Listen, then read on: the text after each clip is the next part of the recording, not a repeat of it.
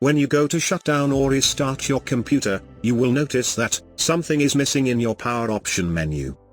Yes, you are right. There is no hibernation option. But wait, where is it? Let's find out.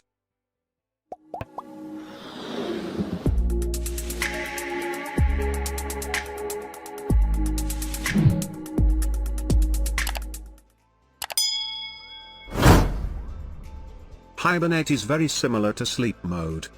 But, instead of saving your open documents and running applications to your RAM, it saves them to your hard disk. This allows your computer to turn off entirely.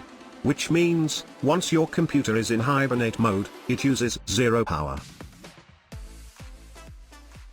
To enable hibernate, you need to open Control Panel. Once you are in Control Panel, go to Hardware and Sound, then go to Power Options. Now, look at the left side menu. Here you can find a setting called, Choose What the Power button do. Click on it. You can see lot of settings, related to power. At the very bottom, you can find the Hibernate option. But, it is disabled, and you can't enable it directly.